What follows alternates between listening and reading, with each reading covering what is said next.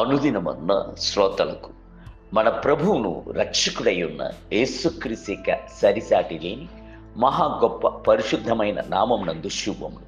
నేడు 2025 సంవత్సరము ఆగస్టు మాసము 10వ తారీఖు ఆదివారం నాటి ధ్యానాంశము సొమ్మసిల్లిపోవని ప్రార్థన. లూకాసు వార్త 18వ అధ్యాయము 1వ వచనమందు సొమ్మసిల్లక నిత్యము ప్రార్థన చేయుచుండవలెను అనుటకు ఆయన వారితో ఈ ఉపమానము చెప్పెను. యేసు చెప్పిన ఉపమానము ఒక వెధవరాళ్లను గూర్చినది. ఆ వెధవరాళ్ళ యొక్క ఉపమానము సొమ్మసిల్లిపోవని ఒక ప్రార్థనకు సాదృశ్యముగా ఉన్నది. ఆమె ఆ పట్టణమునందు గల న్యాయాధిపతి వద్దకు వెళ్ళి తనకును తన ప్రతివాదికిను ఉన్న సమస్యలో నుండి న్యాయము తీర్చవలను అని విన్నపము చేసుకునేను. అంతటితో ఆమె ఆగిపోలేదు.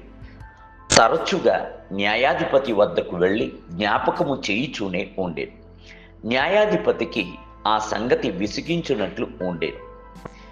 ఈమె మాటి మాటికి వచ్చి నన్ను తొందర పెట్టుకొండునట్లు ఈమెకు న్యాయము తీర్చవలను అని తనలో తాను అనుకొనెను. లూకాసు వార్త 18వ అధ్యాయము 5వ వచనం. సహజముగానే ప్రార్థనలో సాతాను ఒక సొమ్మసిల్లు పాటును తీసుకుని వచ్చును. అధైర్యమును అవిశ్వాసమును తీసుకుని వచ్చును.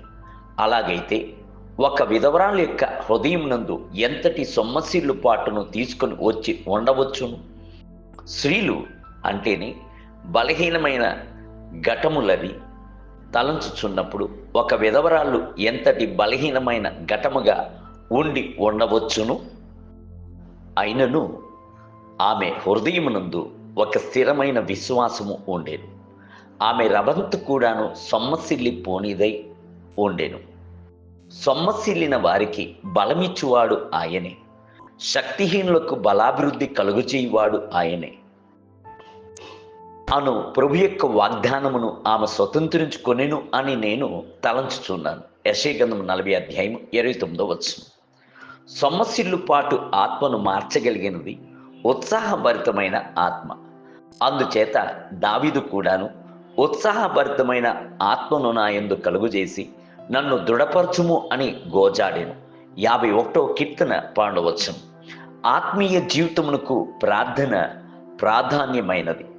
అందులో సొమ్మసిల్లిపోక ప్రార్థించుటకు ఉత్సాహభరితమైన ఆత్మ మిగుల అత్యధికముగా కావలసినది. ప్రార్థనకు జవాబు వచ్చుటకు ఆలస్యమైనప్పుడు మనము సొమ్మసిల్లిపోకూడదు. జార్జ్ ముల్లర్ అను దైవజనుడు సొమ్మసిల్లిపోక ప్రార్థనను చేయగలిగినవాడు. అందుచేత 10,000 అనాథ బిడ్డలను పెంచి పరామర్శించి చదివించుకొనుచు ఉండేది. ఆయన తన యొక్క 4 స్నేహితుల కొరకు దరిదాపులు 35 సంవత్సరములు సొమ్మసిల్లిపోక ప్రార్థన చేశాను. ఆ 4 మొదటివాడు ఆయన ప్రార్థించిన సంవత్సరంలోనే రక్షింపబడేను.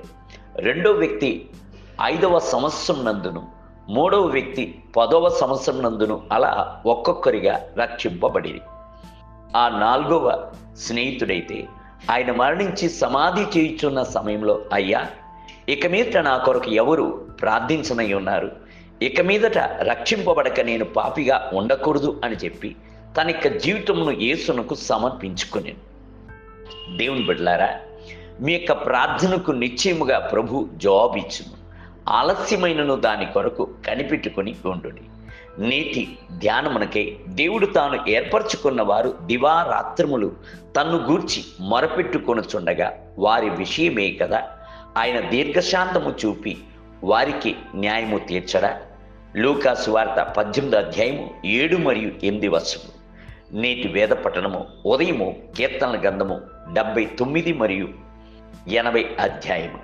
సాయంత్రం రోమిలకు రాసిన పత్రిక 11వ అధ్యాయము 1 మొదలుకొని 18 వచనములు. ప్రభు మిమ్ములను దీవించునుగాక. ఆమేన్.